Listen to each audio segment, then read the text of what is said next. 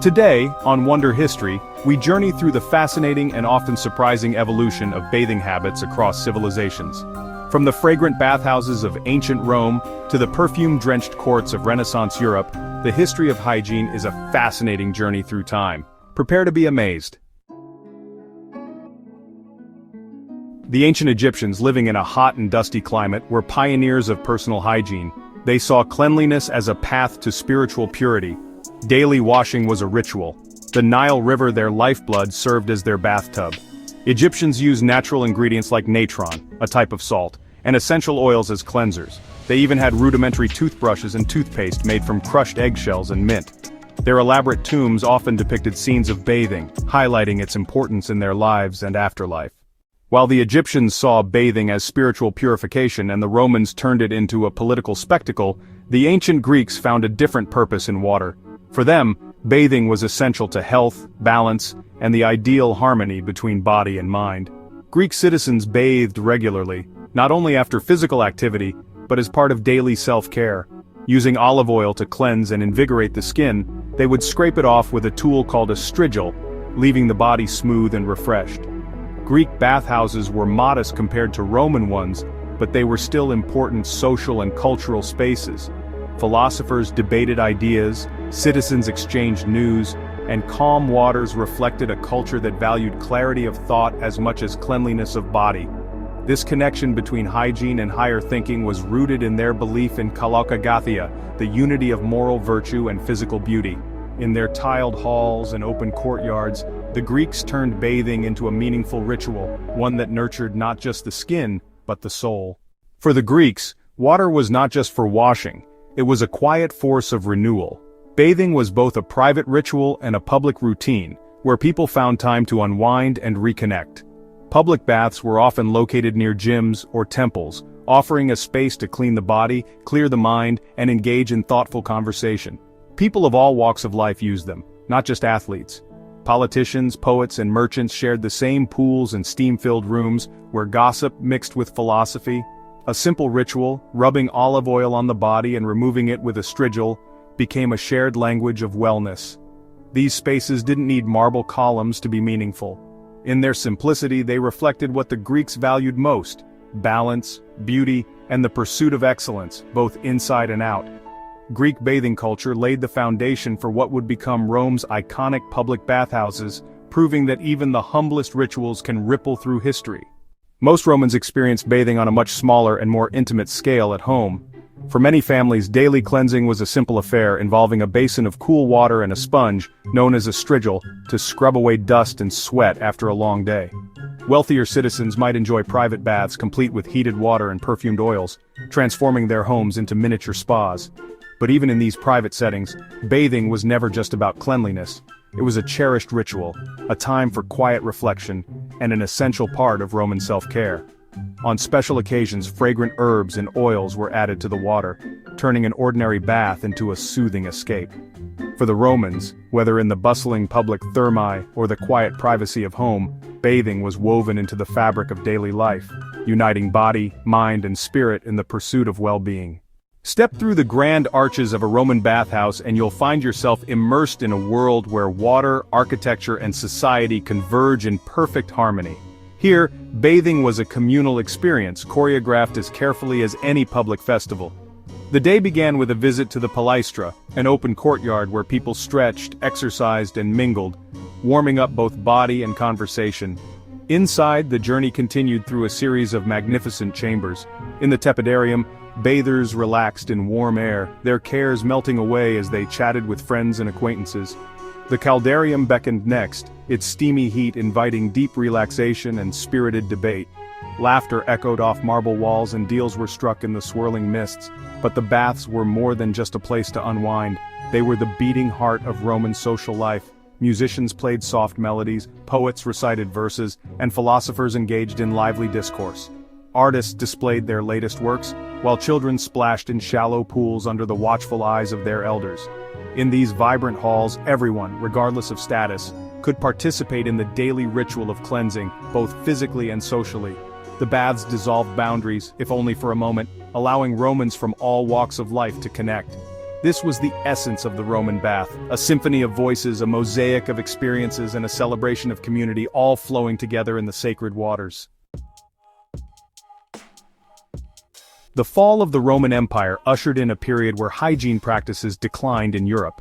Public bathhouses, seen as places of promiscuity and disease, fell out of favor.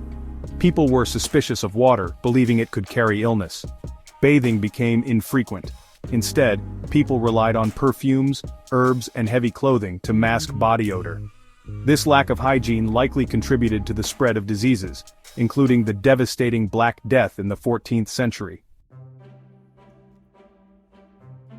While Europe was going through, a hygiene slump with crowded cities, poor sanitation, and outbreaks of disease like the plague, a very different story was unfolding on the other side of the world.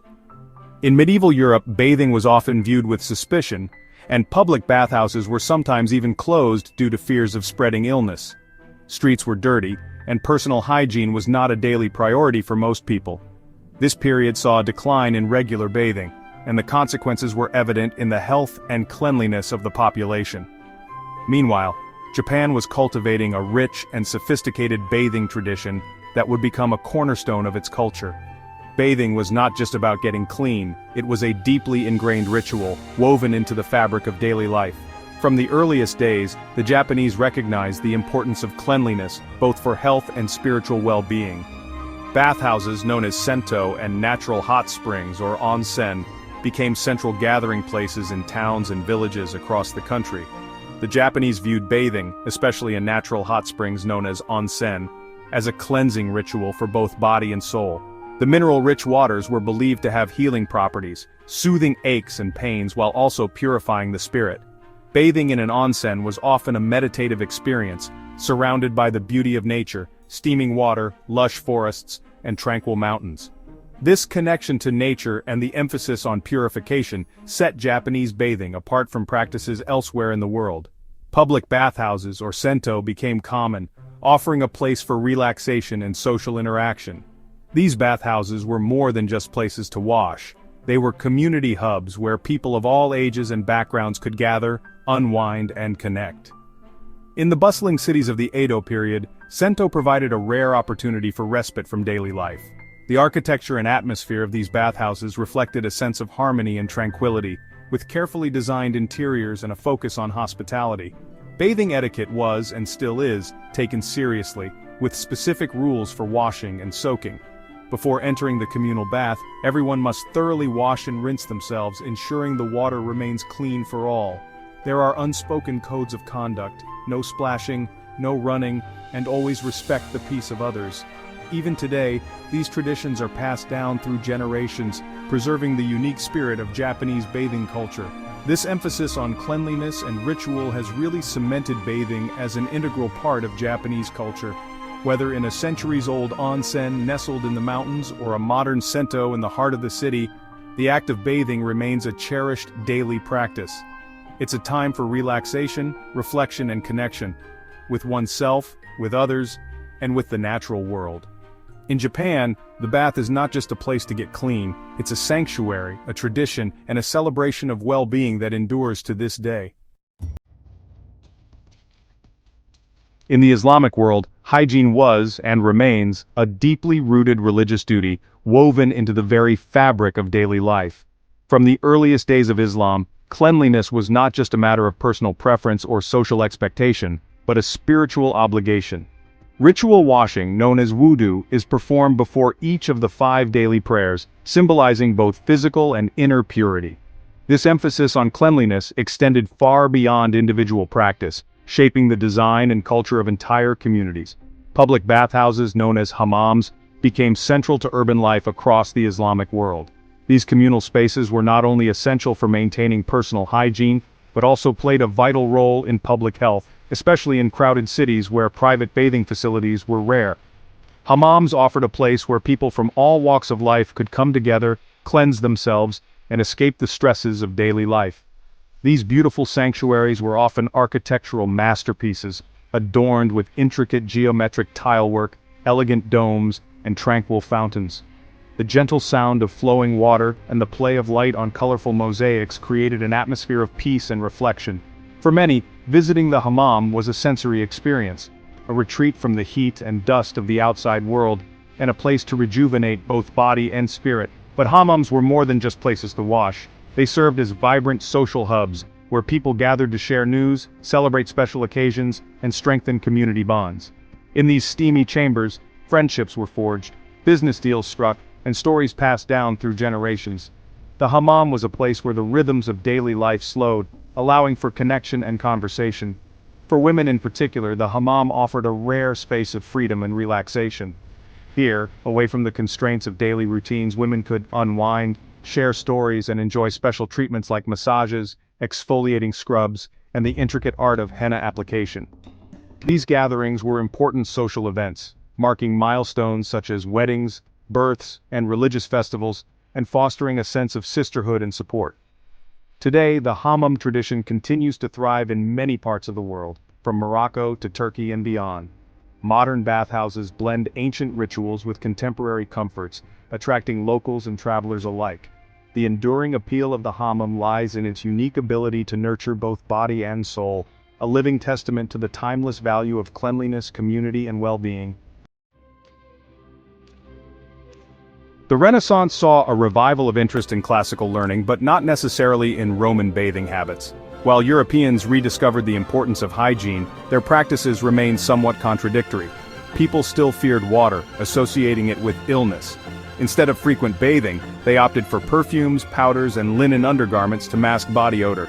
This period gave rise to elaborate perfume recipes and scented accessories, a fragrant attempt to combat the lack of regular washing. The 19th century marked a turning point in the history of hygiene. The discovery of germs and their role in spreading diseases revolutionized our understanding of cleanliness.